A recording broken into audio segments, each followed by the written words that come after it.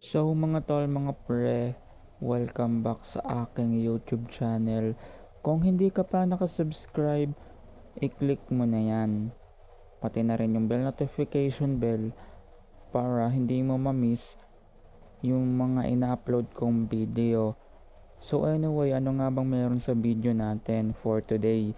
For today's video, tuturuan ko kayo kung papaano maririnig sa screen recorder yung mga nilalaro mong mga games, pati yung boses mo naririnig din ng sabay para kang naka PC. Dahil sa iba kasing mga cellphone,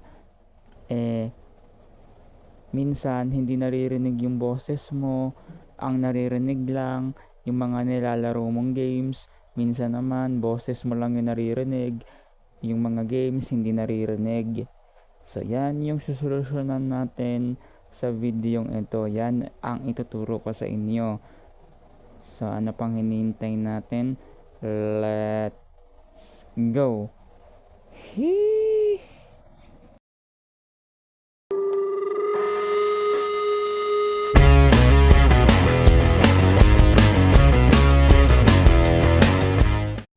Mga tol, mga pre, tuturuan ko na nga kayo kung papaano ayusin ang screen recorder na para kang naka PC. Kasi may iba kasing cellphone, like I said kanina, na naririnig ka sa screen recorder pero hindi marinig yung nilalaro mo. At isa pa, hindi rin naririnig yung mga kausap mo sa laro. Pero yung gamit ko pala ngayong screen recorder ay yung built-in screen recorder ng cellphone. Pero mga tol, mga pre, solusyonan natin yan. No, paano nga ba? Yan yung ituturo ko sa inyo. At isa pa, baka makalimutan ko, pag nag-i-screen record ka, minsan hindi ka naririnig ng mga ka-teammate mo sa laro dahil naka-screen record ka. Pag tinanggal mo yung screen record, doon ka lang maririnig ng mga kalaro mo o ka-teammate mo, no? So paano nga ba solusyonan yan? So first thing, punta tayo ng Google Play Store. And then i-search niyo sa Google Play Store screen recorder. And then scroll down lang kayo ng kaunti.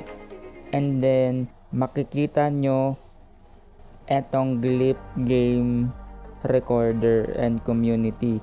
Yan yung ida-download nyo. Sa akin kasi downloaded na, kaya hindi ko nagda-download, pero updating siya ngayon dahil may bago yatang feature ang Glip Game Recorder na ito. Napakaganda nito dahil lahat dinig, pati mga player dinig ka kahit nag-i-screen record ka, basta ito yung gamit mo na screen recorder, no?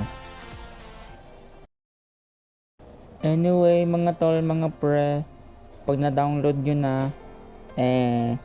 gawin nyo, buksan nyo, and then pag nabuksan nyo na yung Glip screen recorder, punta lang kayo dito sa nakasulat na record, and then pindutin nyo tong record. Pwede rin pala kayo ditong mag live stream kung gusto niyo, pero since tutorial natin is pang record, i-click nyo lang tong nakasulat na record. After nyong maklik yan, i-allow nyo yung dapat i-allow.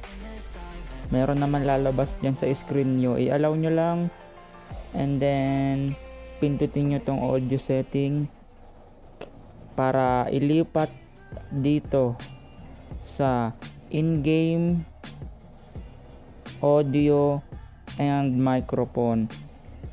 Kailangan pindutin nyo yan para marinig yung background boses mo, at habang may kausap ka, kahit nagre-record ka, hindi nagloloko yung microphone, etc. etc. Pag kinilik nyo nga pala yung in-game audio and microphone, meron dyan sa ilalim ng mic audio i-allow nyo yung parang kulay pink. Dito nyo yan makikita sa setting. Dito kayo madadirect sa setting, sa accessibility. Ayan, i-turn on nyo lang to. And then after nun, okay na. Pwede na kayo mag screen record na parang naka PC. So ganun lang ka easy, no? Walang ka problema ang pag-i-screen record nyo. Dahil pag sa default screen recorder kayo, minsan may problema, minsan nagloloko yung microphone, ang naririnig lang yung pinaplay mo music, kanta, or mga games.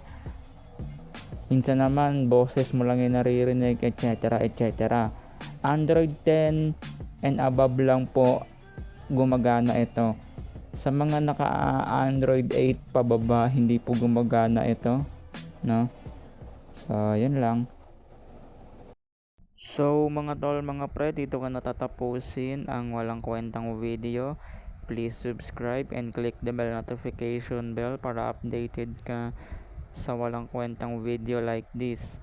And see you on the next video. I hope you enjoy. Bye bye.